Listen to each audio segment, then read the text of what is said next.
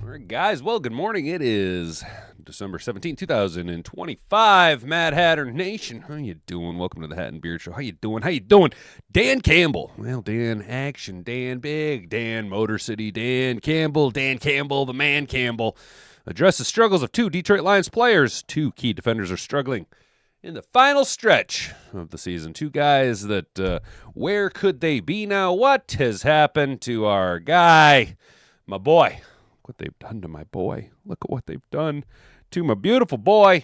And it's absolutely confusing, to say the least, concerning, to say the most. But we'll kind of hammer it out and see what's going on, see if we can't make some chicken salad out of stuff. Then we're going to go ahead and do a Lions scouting report. Going to just quickly skim through the old scouting report of the Steelers' strengths and weaknesses, see where we might have an advantage over what, I can't remember who it was exactly said it in the chat yesterday, but I'm leaning into the conspiracy content Alex Jones hat. The thought process of, the NFL wants to have one final showdown between Stafford and Rodgers. They're trying to shape up and ship out the Steelers and Rams into a potential Super Bowl square off. But we'll take a look and see what the Steelers got, what the Lions could potentially do to take down Aaron Diddly Rodgers, the man himself. We've seen him a lot. And although I do think he's an interesting character off the field, I don't like playing against Aaron Rodgers. I am so sick and tired of it, and I just can't wait for some weird chicanery to emerge while Aaron Rodgers again mounts up against the Detroit Lions. Then we're gonna quickly skim through, guys. It's the holiday season, which means we got guys declaring for drafts. We have a little bit early. It's a little bit early, but I'm gonna be honest with you guys. Look, we're asking for a big ask. Not only is the destiny of our team been taken out of our own hands, but now we're really leaning into some other people being able to hold it down for us and help the Lions get into the playoffs. So there is absolutely no shame, at least in my opinion, considering how stacked the NFC is this year. I don't think there's really too much of a shame to at least use our third eye to go ahead and take a little looky-loo. We like looking at draft prospects. We enjoy looking at draft prospects. We like the draft process here at the Hat and Beard Show, Mad Hatter Nation. You guys are going to be along for the ride. But Lions target O-line, DN, and quarterback in latest 7-round mock draft. Oh, look at that. O-line and DN. Brent DeWitt and I were talking about it here pre-show. Now, you guys, just because we're live at 10, you can come hang out as early as, I think, like 9:30 is about the time I generally get the pre-show. The chat is up for you to hang out in. Guys, it's a good time. You can kind of hang out and ask some questions, and I try to respond when I'm not, like taking a poop or getting some coffee or something like that. But Brett DeWitt and I were talking about O-line and defensive end, and I think that would, if we were to take a poll, just a quick straw poll of, actually, you know what? You know what, guys? Oh, what's up, Carrie? Angelo of Girth, how you doing, brother? Derek Harp is here. What's going on, guys? Good to see you. We're going to go ahead and throw this poll up here. Do the Lions go trenches in the draft? Yes. No. Maybe. Yes, no, maybe. Do you guys know the rest of the lines? Yes, no, maybe. Oh my gosh. Here it is. Can I fit it? I don't know. Can you repeat the... Oh, I can't fit it. Shit. Well, oh well. It was fun while it lasted. There you go. Poll up. Do the Lions go to the trenches in the first round? Or in the draft? Start the poll. Bam. There it is. Now we got it up. Technical difficulties. I'm a Luddite, and we are getting through it. Angelo of Girth says, I pray we go first 3 picks all in the trenches. Prop bet Packers go 2-1, or 1-2. Bears go 0-3, Lions go 3-0 remainder of the season. Let's do it. Let's hope so, Derek. I hope so. But we will poke around at the draft prospects and what Detroit Lions on SI has to say about that. And then You can kind of take this as some copium or whatever. We are going to watch the whole thing. It is a little 25-minute video here. The guy himself, shout out Flemlo Raps, criminally underrated channel. He should have well over 1 million subscribers by now. But, he's got a nice little video out here. Why the NFL's referee problem is worse than you think. Now, I'm going to be very honest with you guys. I watched this morning while I was working out, and there is a segment of this that he brings up something very, very interesting that made me go, huh. I didn't even think about this. So we'll watch Flemlo's whole analysis here. I don't know, man. Maybe it's just like, I feel a lot better about the situation after huffing on all this copium, and maybe it's just a big shot of copium. But we'll watch it together, and I think you guys will feel the same way post watching it that I did this morning. So stick around to the end of the show, and we will bookend it with that. If you haven't already, could you kindly do all the buttons and bells things, like the video, subscribe to the channel. If you're new here and want to comment down on the live show, that's right, it's a subscriber-only chat, I do believe. Go ahead and turn notifications on so you can be notified every time we go live, Monday through Friday, as well as pregame shows. Look, I will not be here live on Christmas Day for the Lions game. That's silly, okay? I know. But what I will do is I will probably have a live stream up, but it will be just a guest host, okay? Producer B-Rad will be filling in for me, and he will probably just have some type of a board up with a prop bet for you guys to go ahead and follow. But a Merry Christmas here from the Hat and Beard Show. We'll be up here. Feel free to stop by, comment, like, do all the things. It'll be a fun little time. I think we might have some music streaming here for you guys, some little copyright-free music. It's just more of a ha-ha. You know what I'm saying? But Sunday we will be live. Also, guys, I just want you to know, we are going to be reducing the amount of betting. Okay? It's not like I can't afford it, and it's not like we're losing our ass. I just can't sit here and 48 hours ago tell you how online sports betting is a complete waste of time, a sham, a racket, dissolving and withdrawing wealth from the American middle class, and then do it, and then commit it myself. So what we're gonna do is I will make one $25 three-leg parlay around the Lions game, and it's gonna be pretty simple. It'll be Lions win. And statistically, for the Lions to win, Jahmyr Gibbs has to score a touchdown. So I'm going to need one more leg from the chat Sunday morning during our digital tailgate before the Lions game against Pittsburgh. So now that's out of the way, guys. You've got the notification bell turned on and all of the things and all of the stuff and stuff in the things. Let's go ahead and get into the show. If you can say the word good, guess what? It means you're still alive. It means you're still breathing. And if you're still breathing, well, then hell, you still got some fight left in you.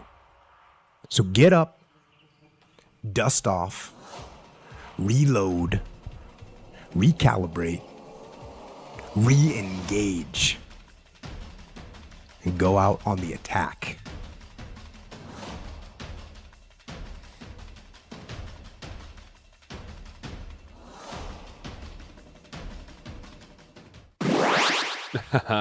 What's up, everybody? Good morning. Carrie's here. Angela of Girth. Brent DeWitt's here. Derek Harp's hanging out. Let's see. Yeah, my mom's here. What's up, Mom? Good morning. Yeah, it's sunny and above freezing today, guys. It's a balmy 37 degrees here in sunny mid-Michigan.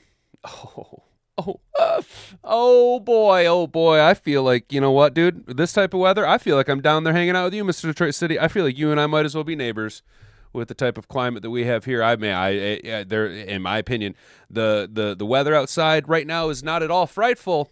It's actually quite delightful. And I feel like I'm basically in Florida. It's so balmy and warm out and sunny and so nice. You know, snow melting is always nice. You're dang straight it is, Brent. I am quite happy with the change in the weather, but I can't wait for it to turn sour and just crap right on my face. So, y'all, let's go ahead and talk about it. Dan Campbell, right? Dan Campbell, the man Campbell, addresses struggles of 2 Detroit Lions players. 2 key defenders are struggling in the final stretch. Can you guess one of them? Can you guess one of the 2? Who could it be now? It's probably a Lemio. All right, here we go. Let's get into it. Hey, John McCron, I think he wrote this article. The Detroit defense is facing a significant amount of scrutiny following a subpar performance against the Los Angeles Rams. And I am going to absolutely bite off my tongue and not talk about the officiating.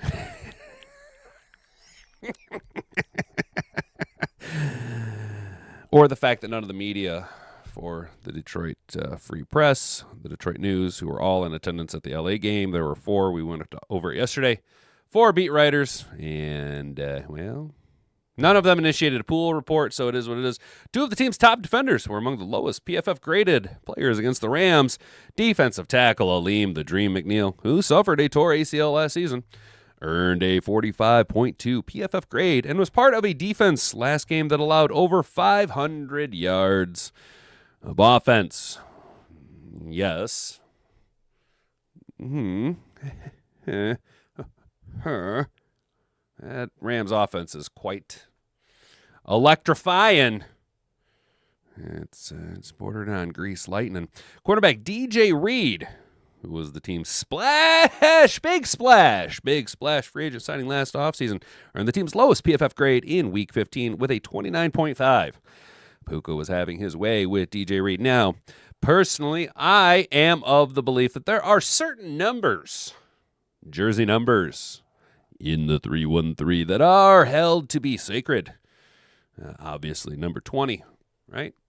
Personally, I feel like number 81 is also a sacred jersey number in Detroit. And another one that I think should be retired as well with those other 2.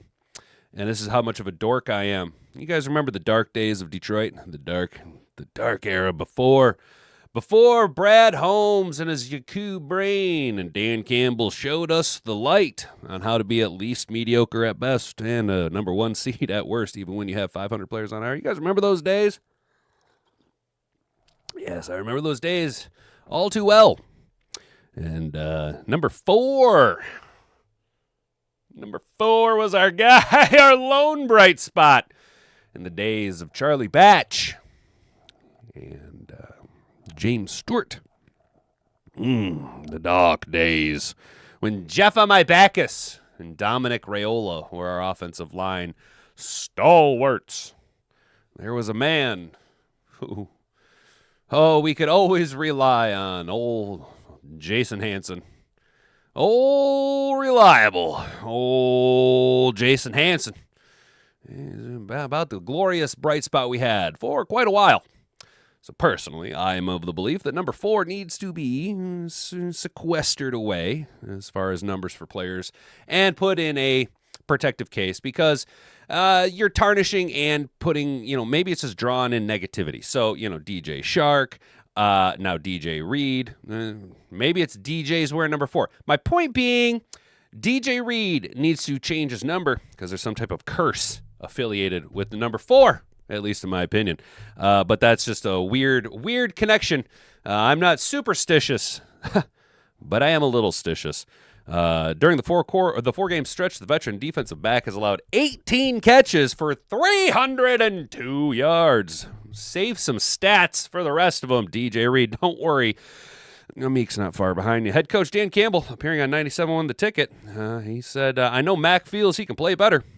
He holds himself to a very high standard. We know there's much more in there, and sometimes there's a lot of things that go into it. Sometimes the process, you process things a little too much instead of cutting it loose. You're thinking about the look. What is the formation? All these things. I know he believes he can play better, and we all do. So, he's going back to work, and he'll be all right. Well, he's going to have to, considering the amount of money that we're paying Aleem McNeil. to underperform. I don't want to say it. I'm not saying he's underperforming per se. I mean, yes, the knee injury and very limited exposure to the whole season. But Aleem the Dream not being such a dream, are you? Aleem being a little bit more of Aleem the shitting in my pants nightmare. The former New York Jets cornerback admitted post-game that he has not been playing up to his standards. Only Amik Robertson has given up more receiving yards. 382 the last month of the season. Boy, is Terry and Arnold looking so bad right now, guys? Is Terry and Arnold, are we going to be talking about how Terry and Arnold's so trash when these two guys are getting cooked? Now, the reality is, and I've said it numerous times, and we need to maintain our foothold on reality of the WWE. Brought to you by Carl's Jr., and that is without Kirby Joseph and Brian Branch. Yeah. The back end, not so good. Not so good. Darrelle Revis would struggle. Okay, in today's NFL, with the amount of pressure that's being put on our secondary and the wide receivers, the last few games, the gauntlet that we've gone against, look at George Booker Pickens and CeeDee Lamb, Devontae Adams, Puka Nacua. Yeah, the Packers, there's not really anybody there, but, Christian Watson, though, F the Packers, right? F the Packers. We're not going to glaze the Packers here, but Booger Pickens, CeeDee Lamb, relatively talented. CeeDee Lamb, super duper talented. Booger Pickens, not so wild about him. But, look, grandma wagon this all we want, the numbers would look a lot different. With a Kirby Joseph, with even a Brian Branch, our defense would look a lot better. If only those guys were healthy, because our corners are left out there on an island, okay? We ask them to just say, good luck to you, Gilligan. Go get them, Tiger. You know what I'm saying? And they're going to get cooked when there's no just all-world NFL leading interceptions. Wow, the sunrise is really pretty right now. This is awesome. I'm not going to lie. Yes! I like the sunshine. I sure do like the sunshine. Maybe I should move someplace with a name like I don't know, something silly like the Sunshine State or something like that. You know what I'm saying? Dan Campbell continued on that we put those guys on an island, and I know everybody knows that. They're like quarterbacks. You get out there and there's nowhere to run nor to hide. I think that's funny if he actually said nor to hide. I really hope Dan Campbell said. You get out there and there's nowhere to run nor to hide. And so you're not going to win those battles, and sometimes things don't go your way, and you may have a little bit of a stretch. Yes, some things might not go your way quite regularly, but I know him well enough that he knows whatever it is, he's going to continue to work himself through it. He's going to come out of this, and he's going to be just fine, said Dan Campbell. So, he went after it last week. He continued to work. He's going to be all right. He'll be all right. Everything will be all right. It's going to be all right. Oops, clicky. Got clicking around there. So what do you guys think? How do we feel, Mad Hatter Nation? How do we feel? Do we trust in Dan Campbell, or is it all what we've been seeing this whole time? Oh, dude, that's dope. There you go. There you go, Angelo. Way to change your profile picture to keep with everybody else. That's what we like to see. Look at you, Mad Hatter Nation. Oh, shit. Rick C., what's up? Just left pre-op. I just got a little bit of time. Well, anyway, hell yeah, Rick. Dude, appreciate it, bro. You don't need to be spending the time you got. You need to be focusing your time on that, dude. Don't be hanging out here, dude. I do appreciate it, though, brother. And thoughts and prayers. You know what I'm saying, dude? Go get them. Go get it, brother. Get it. I don't blame the DC because we had another season beleaguered by injuries. However, the reality is we might end up leading the NFL in scoring this season and also missing the playoffs. Yes, Angelo, I'm glad that you are here, dude. I'm glad that all of you guys are here. But I'm glad that the people that we keep bringing in, you guys, are we like the island of misfit toys out here in Mad Hatter Nation, where it's just like, I feel like the majority of us are like, look, we can make the playoffs. Yeah, we can totally make the playoffs, but it also doesn't hurt to start to realize that maybe we should look at where we're going to land in the draft process. You know what I'm saying? Like, the NFC is stacked, dude. There's a really good chance that an 11-win team in the NFC is not going to make the playoffs. And there's a good chance it could be the Detroit Lions. I'm just putting it out there. Okay, we're going to maintain our foothold. In reality, we're not going to get all hyped up and jazzed up and start, oh yeah, drinking a Honolulu Blue Kool-Aid, because you've seen where it led us. You've seen where all 2/3 of the season, I'm over here, first third of the season, I'm like, yeah, no, Johnny Mo Screens is a good offensive coordinator. Jared Goff is going to throw for 3,000 yards. There's absolutely not going to be any drop-off in play between Kevin Zeitler and a rookie unproven Tater Ratledge. Oh, fiddlesticks. Now we got hurt again. Oh, Taylor Decker's clearly playing worse than he was even last year. Oh, fiddlesticks. Frank Ragnow retired. We're going to be fine. We got Graham Glasgow. I was totally lying to you guys about Graham Glasgow. I knew Graham Glasgow was not going to be able to hold the fort down for Frank Ragnow. I was lying to you. I was lying to me. I was lying to everybody in between. But that's just, that's the way the cookie crumbled. But it is what it is. So here we are. Here we are, boys and girls. I don't feel like reading the scouting report on the Steelers. Look, we got to shut down the run. I bet it's going to say something like this.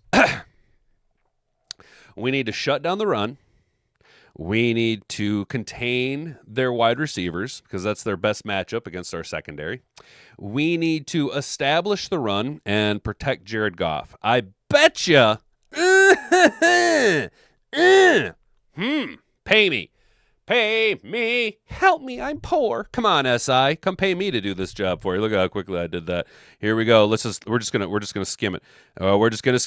skim it. Biggest strength is their pass rush. That's right. You need to protect Jared Goff. The biggest weakness is their running attack. So if we can bottle them up, biggest matchups: the Lions secondary versus the Steelers wide receivers. There you go. Boy, oh boy, oh. Look at us go. The last time the Lions faced a thinly talented wide receiver room, they let the New York Giants, led by quarterback Jameis Winston, throw for 395 yards, while wide receiver Juan Dale Robinson had a career game, 156 and 1 touchdown, while covered by Amik Robertson. Oh, no. Oh, no. Oh, no. Oh, no, DK Metcalf is going to abuse our little bitty corners. Our corners, and this is not taken away from the talent level. They're both professional athletes, but they're little bitty guys. They're little itty bitty guys. And DK Metcalf, he's a really big guy. And Darnell Washington, he's like 7'12" and like 700 pounds of tight end. They've got 3 tight ends, which is a weird way to go, though. You guys, I think we've seen a little bit of. Have you guys noticed an uptick in jumbo 3 tight end sets recently? Have you guys noticed that at all? How are you feeling, Mad Hatter Nation? Surgery going to be at least 3 hours. Got to get some food and coffee. My ears still work. I can listen to the show for now. Hell yeah, Rick. Well, dude, appreciate it, brother. I have never been on an island. I've heard that of the sun of that Sunshine Place. Hell yeah, dude. Hell yeah. Honolulu Blue Kool-Aid is good. Brandy, you're not wrong. It's delicious. And I end up drinking far too much of it during the off season because it's like I go through withdrawals of football and then I start having like delusions of grandeur about the Detroit Lions and, you know. And the thing is that over the past few years we've been teased into believing that it's possible. I have belief. You know what I mean? I had, it's like George Michael came through and was like, you got to have faith. And we all just got a bunch of faith because Dan Campbell started winning. And now it's like, anything less than a Super Bowl run is a huge, just big L. It's just a big L, you know, and that sucks, dude. Proctor is the beast from Bama. Yeah. Oh, yeah, Mr. Tracy, I don't know if you were here yesterday too much. We were talking about that Proctor guy. He's a big son of a bitch, dude. Is there an O-lineman in the draft good enough that might warrant trading up? Angelo. Yeah, so that is a putting a cart way before the horse conversation. Right now, bro, before Christmas, I couldn't even begin to tell you. I couldn't begin to tell you right now who is the Penei Sewell of this draft class. I'd love to sit here and say, yeah, Proctor or Gamble, You know what I'm saying? Or Johnson and Johnson. You know what I'm saying? One of those guys. Or Kraft. Or do you get it? Do you get the joke? Gee whiz, fellas. Or this guy. Who's this cat from Utah? Spencer Fano. Who's Spencer Fano? So this is a guy. This is coming to us from Lions on SI again. I can't get away from him. Spencer Fano is an offensive tackle from Utah. This has us taking us the Lions picking at pick 17, right? So imagine that. We could be an 11-win team picking in the top 20. That's wild as hell. That's absolutely wild as hell. What's up, Jack? Hey, brother. Sorry, dude. Have you been? Oh, my bad, dude. My bad, brother. I'm so sorry. I didn't see your chats, bro. Got a better chance of getting a starting offensive tackle at 16. Yes, dude. Yes. Fanu is very popular, but he's listed at 305 pounds. Pfizer offers protection.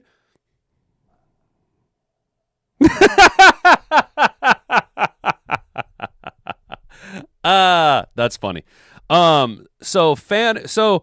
the thing about Fanu is he's undersized, but couldn't that kind of play to our strengths a little bit? Like, yes, we have these big mauling road grading offensive linemen. However, and I do, to quote Sean from the actual Justice Warrior, I do mean how and ever. However, we do have a lot of pulling that we have Penei Sewell doing. You see our guards pulling. We even were having Frank Ragnow doing a bunch of pulling. So there is a level of athleticism that our offensive scheme calls from. Now, just because he's undersized at 305 now, he could very easily in the offseason between now and the start of the regular season easily get up 310, probably into the 312s, 7 pounds. And that's 7 pounds of lean muscle. That's not 7 pounds of fat ass. That's 7 pounds of conditioning. My man could even put on upwards of 10 pounds of muscle if he was really aggressive about it and really locked into his strength and development. That's a big ask. We could get the weight up a little bit. However, I'm looking at the 305. Is that a reflection of his athleticism? Could we get into more tackle pullings? Obviously, in this world, in my mind, when we take an offensive tackle, unless it's a guy who is, grades out like a Penei Sewell and he is only a left tackle. In my mind, whoever we're taking is probably going to be playing the right tackle because am I not wrong in my memory, and my memory is trash. I smoke a lot of weed. Mostly dab now. I haven't smoked flower. Well, I smoked a joint last night. I'm not going to lie. Yeah, I had nothing better to do. Didn't Penei Sewell originally play left tackle at Oregon? Isn't that his Oregon? What the fuck? Oregon? Didn't he originally play left tackle at Oregon? Isn't that his natural position, and we're just playing him at right tackle because we have Taylor Decker? Correct me if I'm wrong. Penei's rookie season, didn't he originally start at left tackle because Decker was out for the first couple weeks and he played relatively well, and then transitioned to because then he switched over to his non-natural position, the right tackle, and graded out even higher, playing at his not natural position. Am I correct in that, or is my memory failing me? So if that is my assessment, you're asking for a little bit less in the pass protection scheme per se because you're not on the blind side anymore, though personally I feel like the left tackle, right tackle narrative of blind side protection requiring higher degrees of being paid more kind of is irrelevant now, as guys can play both tackles, most of them pretty well, and the pedigree of the defensive end and blitzing linebackers that they're playing against really doesn't impact which side they line up on, so they got to be good at both. But if we're going to buy into the left tackle, right tackle narrative, ideally I would rather have the left tackle be a proven pass pro asset like a Penei Sewell who can play that position, has played that position, and at least my memory serving me correctly, that is his traditional natural position. And then a rookie can come in and play the right tackle with a little bit less reliance upon the pass protection. Theoretically, Ratledge takes that step forward and can help develop and grow with him in conjunction with, at least in my opinion, outside of a Colby Sorsdahl. Has Hank Fraley failed any of our young offensive linemen yet? Exactly. So as long as Hank Fraley can stay in-house, I think whoever we end up taking has a better, at least jumping off point. for a road to success than, say, some other teams with less proven assets, less proven pedigree of development amongst their offensive line coach. Does that make sense? I love talking draft prospects, boys. Woo-hoo-hoo, man. Because Manu would get... Yeah, dude. Can't drop Fanu because Manu would get confused. But that's fine, dude, because we're going to move Giovanni Manu to fullback. That's what's going to happen. 7 pounds of man meat. Let's go. Okay, so Jack, I am right in the Penne played left tackle at Oregon and then moved to right tackle, so his natural position is left tackle, so we're actually getting this insane production out of a player playing in his not natural position. Yeah, Rick, I agree. Today is the second birthday of one while his baby brother's getting surgery on his eyes. Hell yeah, dude. Right on, Rick. Happy birthday to the one. to second of one. How's that? Number one, number two, number one, number two, number two, number one. But yes, this is definitely the last year for Deck. Deck has to retire. And I said this last year. I was guaranteed that Deck was going to retire. I expected the inverse of Frank Ragnow and Taylor Decker, but because both of them have just been through it, dude. And other than certain crippling injuries that literally kept them off the field, I think those guys did have, and especially Frank. Deck, though, I think gets a little bit less praise than Decker did, just simply because he has actually missed more time than Ragnow ever did. So I do think that Taylor Decker doesn't quite get the Iron Man recognition that, I think he might be due. I mean, he has been with the team for a very long time and played at a relatively high level. I do think even though he's not the best left tackle in the NFL, he is head and shoulders better than Jeff on my Backus ever could be. Ever could have hoped to have been. You remember the days of Gosder Cherilus? Huh? Yeah, exactly, dude. Exactly. We've come a very, very, very long way. Ever taken upper decker? It's where you poop in the top deck of a toilet. Yes, Mr. Detroit City. Have you ever heard of a Chicago sunrise? I'm sorry, a Chicago. Yeah, it's a Chicago sunrise. Or how about a Hoboken squat cobbler? You ever heard of a Hoboken squat cobbler? Decker's being held together by duct tape and super glue. Rick, it's so obvious, too. Both Decker and Glasgow, when they're out there, they just look like they're glued together, dude. I think if you're thinking about retiring, just do it at the end of the season. If you want to come back, don't back out and retire at the last minute. Angelo, yeah, that is the one thing that irritated me about Frank, is I think Frank waited a little too long. But I do, if you look at the way that Brad has drafted interior offensive linemen, Mahogany, Frazier, Ratledge over the past couple years, not only did I think he was anticipating it, but I would be surprised if conversations behind the scenes didn't take place leading into the offseason that would have led Brad Holmes to a kind of expect it to have happen. Would I have preferred him have made that announcement before the draft, before free agency? Yes. Could moves have been made? Yes. Could we grandma wagon this conversation? All day long. So that's why we're going to hop off the grandma wagon. You know what I'm saying? My pal Saul told me about the Hoboken squat cobbler. Angelo! Wow! My dude, brother. My brother. Yes. Yes, dude. I love it when y'all get my random ass fucking references, dude. I'm actually in right now I'm probably on my sixth watch through Better Call Saul. I know it's super weird. Angelo, let me know down in the chat. And if you guys have watched it, let me know down in the chat. Personal hot take. Better Call Saul was better than Breaking Bad. And it's one of the only times in media history where the spin-off prequel series surpasses the source material series. Breaking Bad is a masterpiece, upper echelon, top 5 TV shows, for me at least.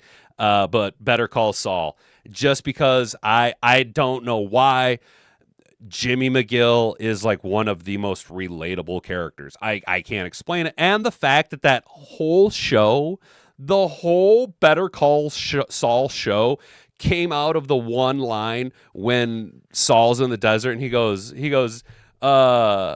did Ignacio send you? Delalo.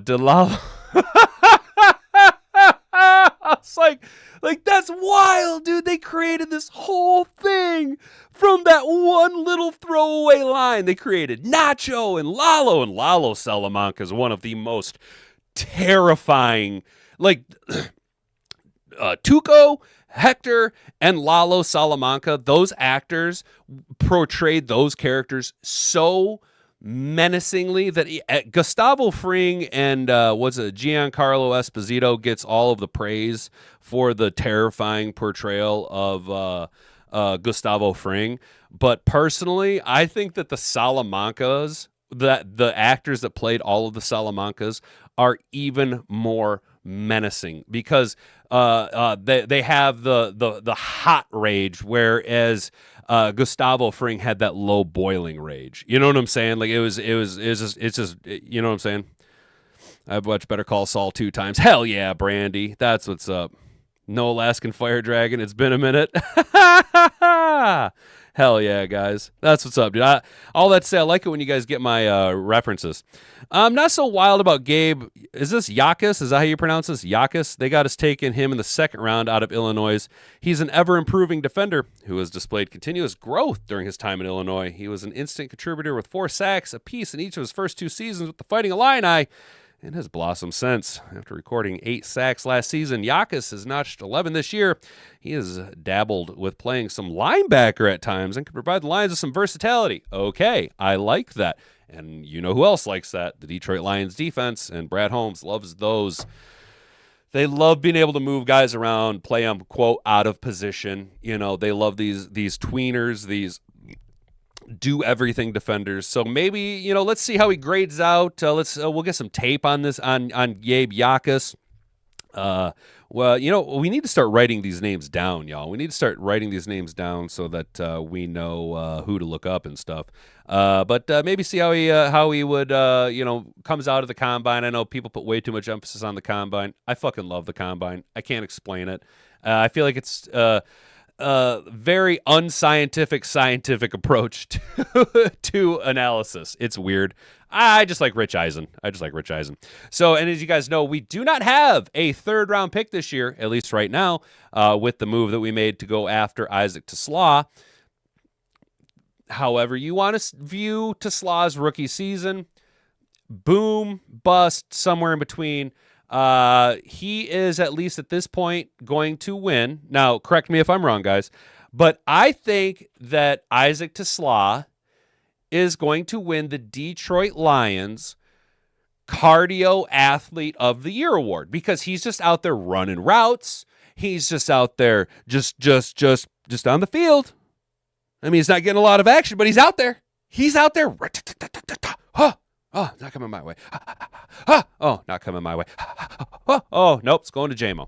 You know what I'm saying? Like personally, I feel like he is out there running routes, and Goff, for whatever reason, maybe it's familiarity. Maybe what we're not realizing is Amon-Ra and JMO are just that good that there's not a necessity to look to your 3rd or even 4th option if that's where TeSlaa is. Yes, we all kind of expected an uptick in production post Sam Laporta. Where has that been? Well, it seems to be going to the other 2 wide receivers. Honestly, if you kind of look at the metrics, post Laporta, JMO has seen a massive uptick in usage. I'm all here for it. You're spending him the money, and he seems to have blossomed into a relatively reliable as well as a relatively reliable explosive. Not only is he a reliable asset, but a reliable explosive asset. On top of that, a perfect complementary piece to a less than flashy Amon-Ra St. Brown. I say air quotes flashy because Amon-Ra St. Brown is a true number 1 wide receiver. He's a human highlight reel in his own right, though he's not 6'5", he's not 4.2 speed, you know, he's not going to burn you. He's just going to outwork you every single snap, and that's why we see the production of Amon-Ra St. Brown where it's been. The fastest player over 500 yards, breaking 500 catches, breaking Michael Thomas's record. You know, nobody has really been able to keep on pace with him statistically outside of, say, Jamar Chase, who's playing with a potential Hall of Fame quarterback with Joe Burrow in an offense that requires them to go basically through him,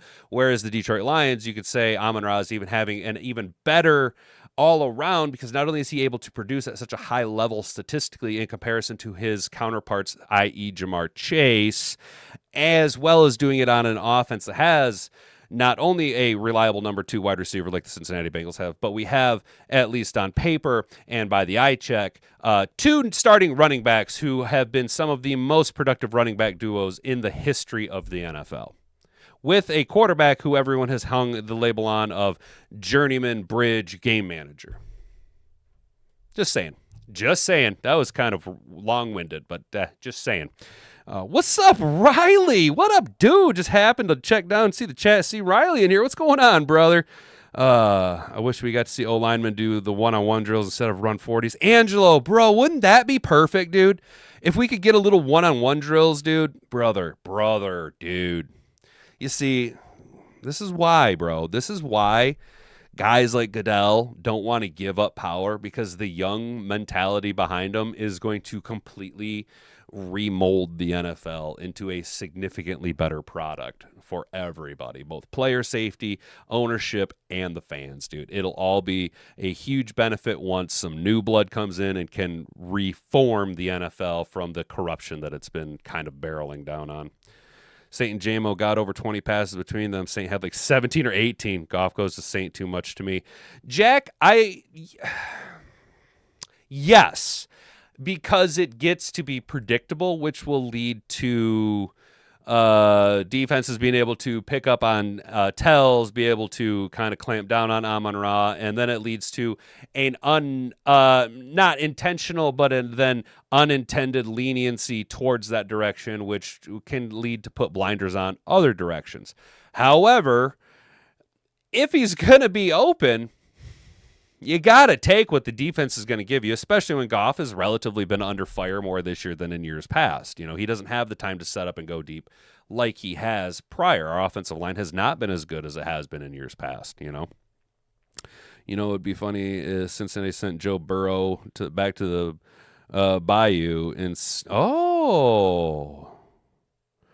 wow. Yeah, Mr. Detroit City, that's an interesting spin, a possibility, but I don't know if the Saints have that kind of money. You know what I'm saying? So we do see here, though, back in the round 4, though, which is where we pick up without a third-round pick as it sits right now. They got us taking Jalen Kilgore, the cornerback out of South Carolina. Kilgore has some serious tools to work with. He's been a multifaceted contributor for the Gamecocks. He has 8 career interceptions, including an SEC-leading 5 in 2024. One of his signature traits is his ability to compete in the run game, as evident by his 82.2 PFF run-focused defense grade this season. I like that. Do you guys like that? How about Jalen Kilgore? Watch, this guy's going to climb right up the draft boards. He's going to crush it in the combine and end up just blow passing everybody. And then in the 5th round, they got us taking a linebacker out of Indiana. We're going to get too much into the weeds on this. Logan Jones in the 6th round, the center from Iowa. With the potential for Miles Frazier to also see an increased workload in the years to come, the Lions would benefit from adding another interior offensive lineman to the mix. In Jones, Detroit would get a true center who helmed a Joe Moore Award finalist offensive line. There you go. That's what we like to see. Not a bad move there. Then they got us taking a tight end in the 6th round and then a quarterback in the 7th round. We're not going to get too much into the weeds on those 2 picks because not a lot can happen between then and now. Obviously, a lot can happen between now and then. But yeah, so far, everyone, at least all the mocks have us kind of going offensive line. Let's go ahead and kick it on over. We're going to run a cunt hair late on the timing, but we're going to kick it over here to Flemlo Wraps. We've been talking about it all week, kind of all season. It's kind of been something that I have been pissed off about is the officiating. And it's now being more evident on a national level that the Lions regularly are getting screwed. But, it's not just us. Officiating is just bad.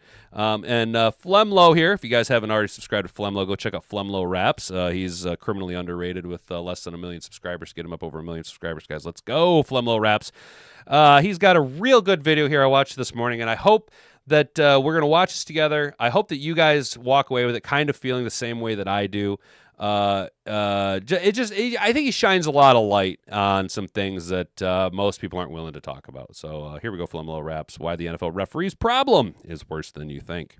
These refs. Okay, let's get into it. Here we go. The worst year of refereeing I can remember in quite some time. I think there is a fundamental problem in the way that officiating has been tweaked and changed over the last 10 to 15 years. Was that catch by Isaiah Likely a touchdown? It was for sure a touchdown. These refs are very important to the game. And when they are asked, they need to hear about it. Really what it comes down to is accountability. And I think that's what the fan wants. Possession, 2 feet down, that's a touchdown. Some of our highest trafficked stories in recent weeks have been about officiating blunders. This guy's behind the guard before the ball's even snapped. Now, if I go to the ground, I got to maintain possession. You know what I'm saying? He ain't go to the ground. Will the NFL ever look at the refs and possibly revamping it for the future? It's normal to miss a call once in a while, but they are now taking over games with bad penalties every week. He ain't bobbling the ball. Him and the defender not like sharing it. He got the ball clearly like this, took 2 steps. You knock it out after. They're not following their own script or their own verbiage. The competition committee, I think, is doing too much as far as points of emphasis and rules changes from year to year. The DB even thought it was a touchdown. Take away a fumble recovery for the New York Football Giants against the Philadelphia Eagles. Clear and obvious to everybody but the refs. I like, oh, touchdown, damn. See, I knew Pittsburgh. I went downstairs, came back upstairs like, damn, that wasn't a touchdown? What the hell going on? I asked BA this morning, hey, anything you want to talk about? We need to talk about these refs. But where do we even start? This is former NFL quarterback Drew Brees, holding the Super Bowl trophy back in 2009. This is also former quarterback Drew Brees, but this picture is from nearly a decade later. He's now 40 years old, and his arm strength that wasn't amazing to begin with is quickly declining. His coach, his teammates, and the fans all recognize the same thing. This is dude's last chance if he wants to hoist the Lombardi Trophy ever again. In the fourth quarter of the 2018 NFC Championship game, with just a little over 3 minutes left on the clock, this man threw 3 passes that should have sent this team back to the Super Bowl, bro. The first one was a crucial check down on 3rd and 2 that he converted to keep the Saints' drive alive. The second one was a bomb to wide receiver Ted Ginn, placing the Saints in field goal range and position to take the lead. Before you know it, they're met with another 3rd down, and if they don't get it, sure, they can kick the field goal, but they would leave nearly a whole 2 minutes on the clock. Plenty of times for the Rams to mount a drive of their own. The Saints go for the kill. Brees drops back and throws a wheel route, trying to connect with a wide receiver out the backfield. The DB is in great position to make a play on the ball, but the pressure gets to him and he completely panics. He commits an obvious foul for pass interference, and he does it directly in front of the ref. But to everyone's surprise, even the other team, no flag is thrown and is ruled incomplete. The Saints sideline loses it. The crowd wants blood. It's easy to forget how bad it's been for how long it's been. I was actually at this game. A former sponsor had actually put me in a suite. And when I tell you the ceiling started falling down right after the ref just missed this call, I was honestly worried that was gonna be a riot. And if they did riot, bro, I couldn't even blame them. If this obvious penalty had been correctly called, the Saints get a first down on like the 6-yard line, take a couple knees, run the clock all the way down, then they kick a game-winning chip shot field goal, and this dude returns to the Super Bowl. Instead, the refs completely smoked the call. The Saints were forced to kick a field goal without the benefit of running the clock all the way. Yeah, dude, it was one of the worst calls ever. And end up winning in an overtime period that in reality never should have actually happened. Then they turn around and get wrecked in the Super Bowl. Fans get robbed of Brees versus Brady. We talking about a game that could have had major implications on how Drew Brees is remembered. We talking about legacy. A legacy game between the GOAT and one of the best of his generation, completely erased. That would have been an awesome duel, yo. Yeah, we did get straight robbed of one of the best Super Bowl duels on paper we could have ever had. Out of reality, all because of bad officiating. Welcome to the NFL. Are they dropping down a level right now? Are the refs getting worse right now at the clear and obvious? BA. Quality from week to week is getting worse. But that was 6 years ago now, and if you ask most fans, the officiating's only gotten worse since then. And there seem to be some pretty straightforward steps that the league could take to outright fix or at least improve the horrible state of its officiating. So then there's only one question that's left to ask. Why won't they fix it? After going through articles and videos from around the internet, there seem to be... Because they don't want to tarnish the brand.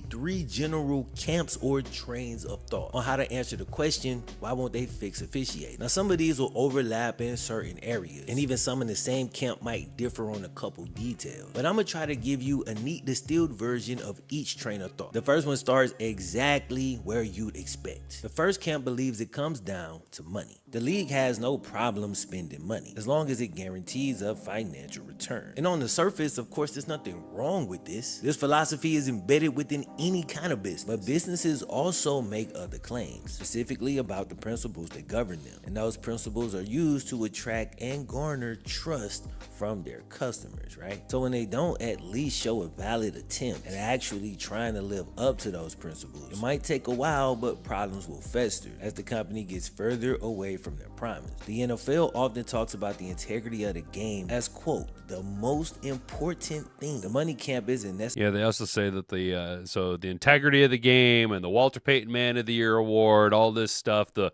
social implications of what your product means is the most important thing, and yet you see what we get. Necessarily even holding them to that standard. They just feel like if you're saying it's the most important, don't then turn around and completely ignore it. Every move the NFL's leaped on with urgency, like expanding the season or having games overseas, have all immediately translated into more money. And though nobody asked for those things, they were full steam ahead. But based on their lack of movement towards improving officiating, this camp believes the league doesn't view improvements in that area as an investment that will render financial return, and they think that's the primary reason they haven't addressed it. The viewership is still going up, the empire's still growing. To the league, that means it's not broken, so why fix it? The second train of thought is control. Today's video is sponsored by Living.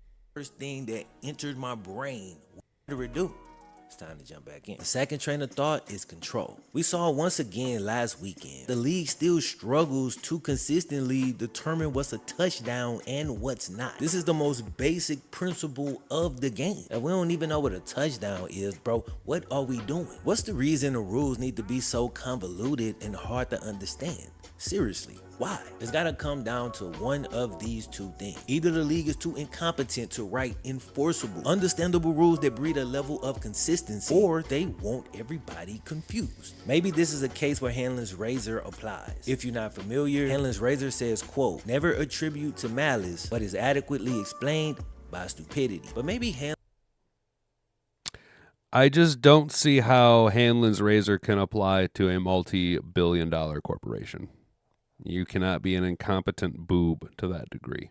Hanlon's razor has dulled over time, because I think it's easy for smart people to use this in reverse and commit malicious acts while allowing them to be misconceived as stupidity. The control camp think it's all on purpose. They look at it like this: as long as the refs are consistently inconsistent, it becomes impossible to prove whether outcomes are being forced or if the refs are simply incompetent. I'll admit, bro, it's hard to believe that the NFL has become the dominant force that it is today by being a group of happy-go-lucky dum-dums. Given what they've achieved and how well they've executed their growth, you gotta consider the possibility that this could be intentional. But what would be the motive? Like, why would they do it? Now look, I'm not outright accusing them of this stuff, but their potential incentives are easy to list off. It gives the league wiggle room. When everything's subjective and super inconsistent, the league could influence outcomes without you being able to prove it. They can even force wins, especially in the playoffs, around a certain player or team they want to market around. They could punish certain owners for not playing ball. They can reward other owners. If they have a team who just moved to one of the biggest markets in the country, they could even pull some strings to get them in the Super Bowl. And now, because they're directly advertising sports gambling and working so closely with sports betting companies, they simply have to accept the fact that there's no way to prove that these consistent bad calls aren't tied to gambling. I mean, it looks bad. And the thing is, if they're really concerned about this perception, you'd think they'd be doing everything that they could to improve officiating. But by ignoring it and keeping it the way that it is, whether intentional or 100% tank, 100% tank tard 20, hell yeah, brother. Follow the money. Bro, it's so inconsistent, it just leaves room for really easy manipulation. Now, the third train of thought is the entertainment argument. Why'd I just think of Brian Branch? Hell yeah, Jack. You got this it, one brother. basically says that the league is so focused on bringing in new fans that they're either ignoring basic building blocks of the game, like officiating, or worse, they actually enjoy all the chatter, feel like it adds drama, and think that all press is good press. I don't really agree with that one, but it does go in with this train of thought. We've seen many rules change to favor scoring more points, even at the detriment of the finer details of the game. The league's been leaning further and further to the entertainment side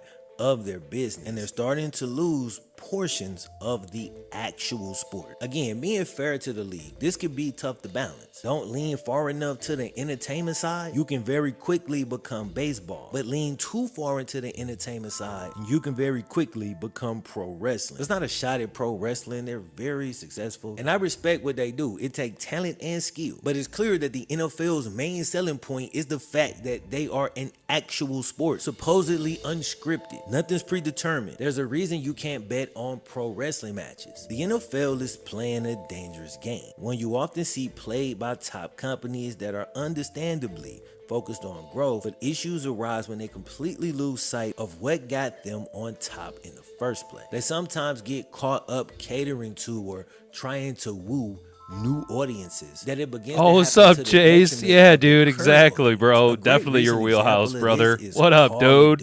We talking about a game that pretty much everyone's played. But if you were ever really into the Call of Duty community, you know that under the all news is good news. Exactly, American Boxer. For years, COD has lamented its own fan base. At certain points, they seem to be making changes to directly punish their core customer. But they can do it because those core customers had nowhere to go.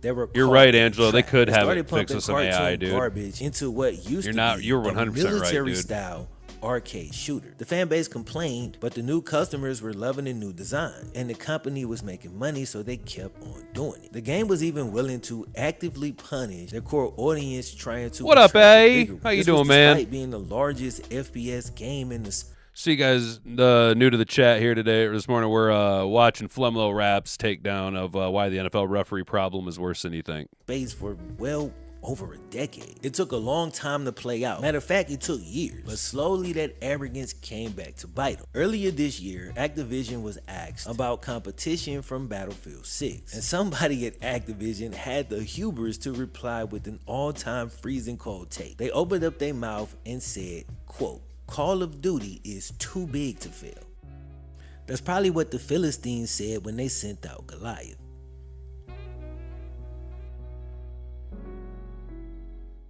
Then the game underperformed, got outsold, and the company quickly went into panic mode. It wasn't until then that they started making concessions, things that fans have been begging for years and years. But up to this point, they've been completely ignored. A lot like the NFL with their officiating problem, Call of Duty even tried to gaslight their fans into thinking they were crazy, only to later admit that the fans were actually right all along. And this third camp believes the NFL is in the same boat. In recent years, the NFL has implemented things like the Taylor Swift cam, and at one point, those games were getting record viewership due to her fans. Some people believe this further incentivized the league to favor the Kansas City Chiefs. They believe the integrity of the sport was placed on the back burner to satisfy this brand new influx of eyeballs, many of whom couldn't care less about the actual sport. And it's funny because now a UTEP study has actually confirmed that there has been officiating bias for the Chiefs, at least in the playoffs, where it is most important. Regardless to what you think about the study, it does add some I remember seeing that when it came out. I remember seeing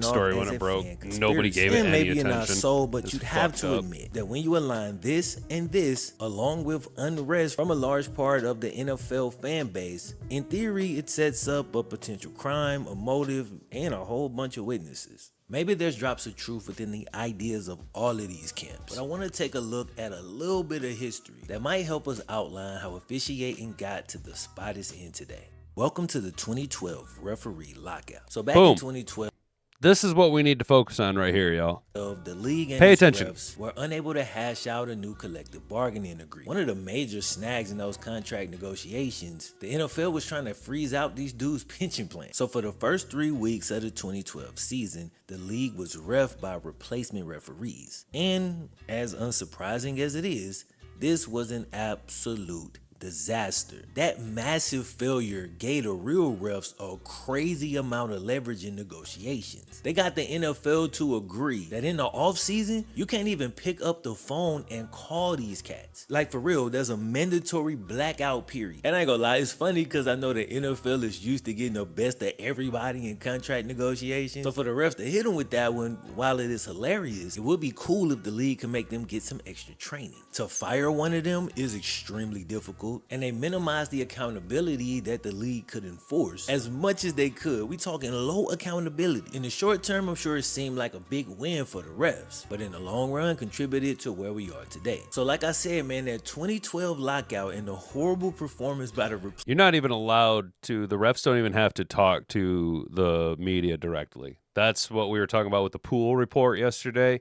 That's why they have to go through all of these fucking checks to get anything out of the refs. Refs don't even have to communicate with the media directly. There is no obligation for them to communicate or even explain themselves. Placement refs put us on a path to no longer know what. Bro, I said the same thing, Rick. I was like, do a study on the Lions, dude. I thought these negotiations might also be the reason refs don't do interviews. But the more I look into it, bro, from everything I found, that's not the refs doing. That's the NFL. Why?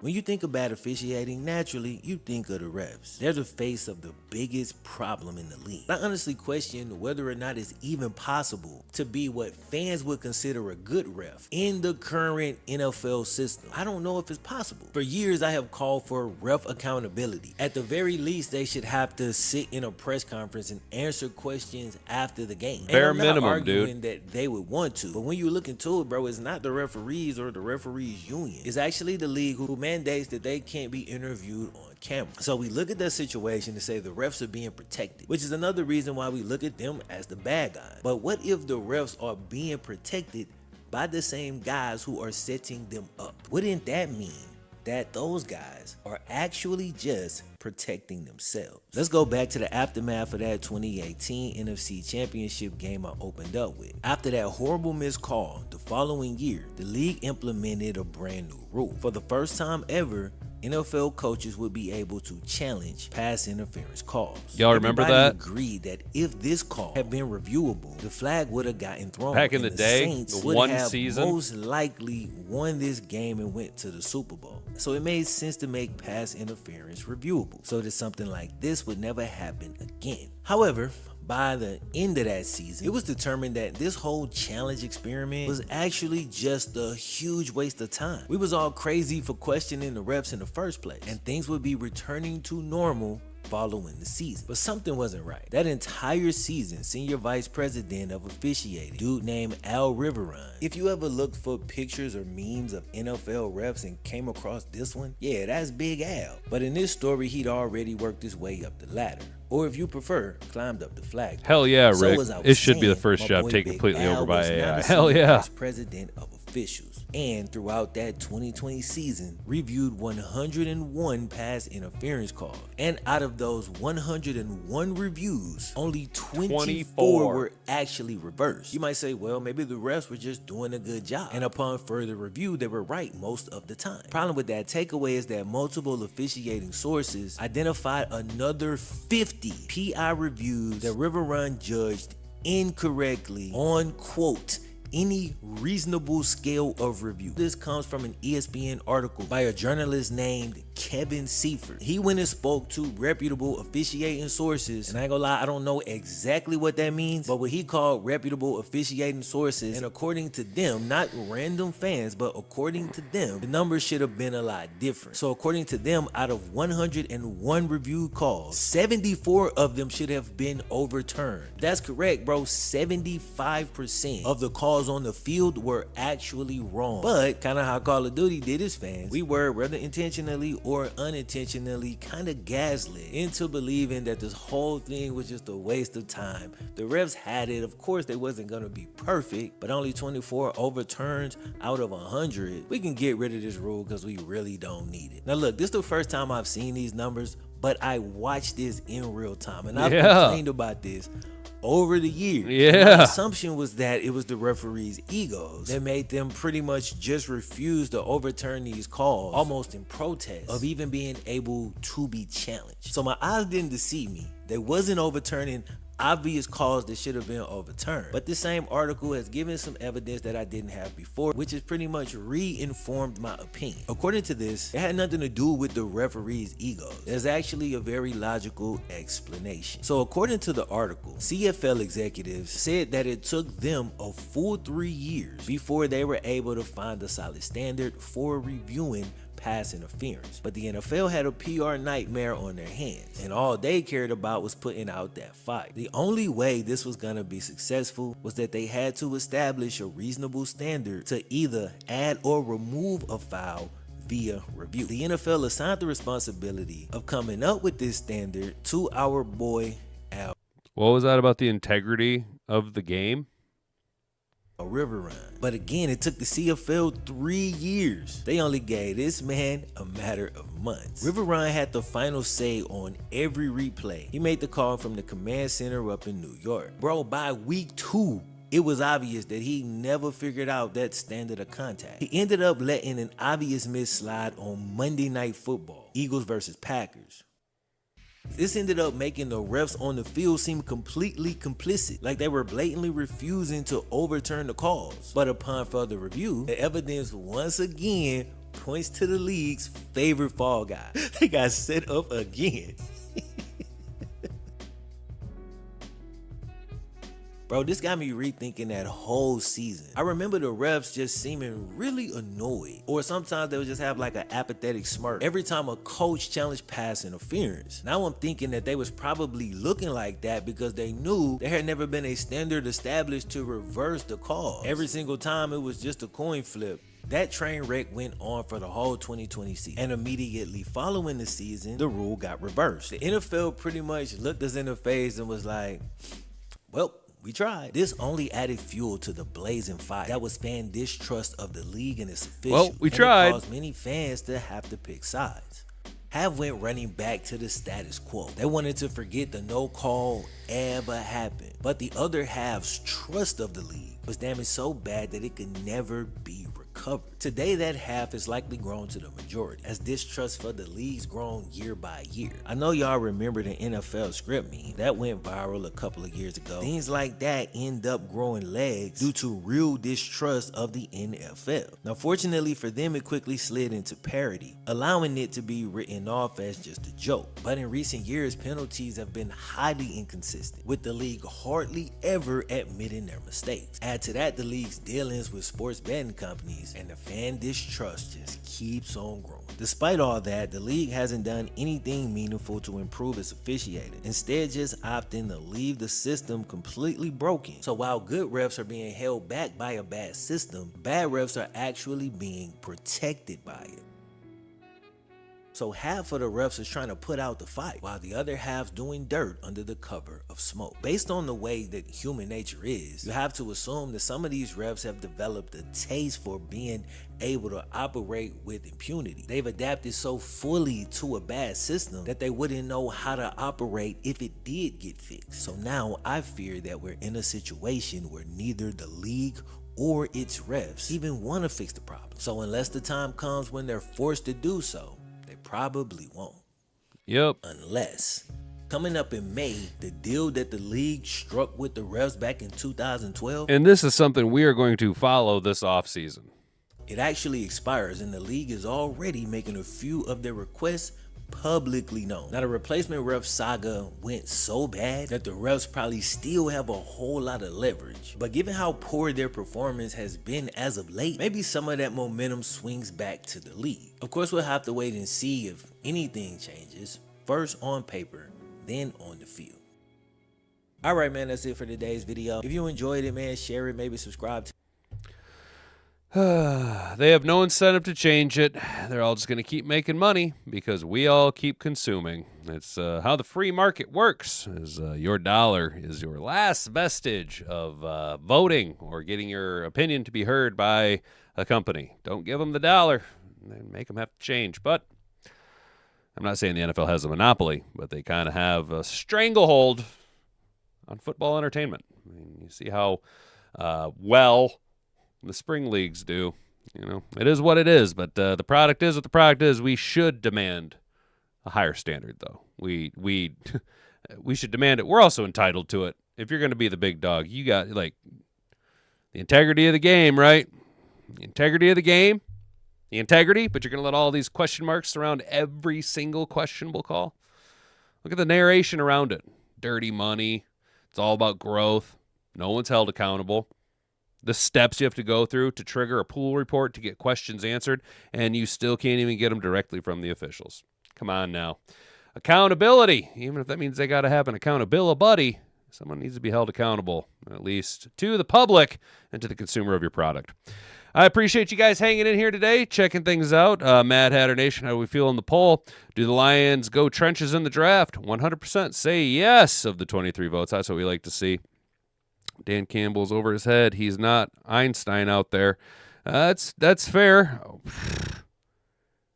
Aaron. Wow. Okay. Aaron Kosharski's White Knight. Did I get that right? Did I pronounce that right? Fair enough, dude. That's fair enough. So, Tank Tard 20. Been a fan since I was 9 and 89. It's been tough to just walk away from watching. Lions fan at all. Those bad years and never walked away. Dude, yeah, I know, Tank. And that's, you know, if you tuned in Monday, I'm done with the NFL. I'm done making NFL content, blah, blah, blah. It is hard to walk away, dude. And I think that, I don't know, man. Maybe we just need to all kind of not put as much emotional weight into the game and realize it's just a game. You know, that's why I'm going to scale back how much I gamble and stuff. So, hey, all right, cool, right on. Aaron Kosharski's. There we go. Damn, that is a tongue twister. Oh, look how fast he started to sound like an authority. Me, an authority? I don't know shit, man. Lions haven't beat a contender since the Bucs game. I mean, yeah, you're not wrong, dude. But then again, you know, we can grandma wagon that with the officiating and the bad calls that the Lions have faced. How do I take the emotional weight off? Yeah, dude. That's how I do take the emotional weight off. Exactly, How do I not put emotional weight behind something that's my escapism from the nonsense of the world? You know what I mean? It's like, okay, so now I need to compartmentalize that and then find another thing. You know what I'm saying?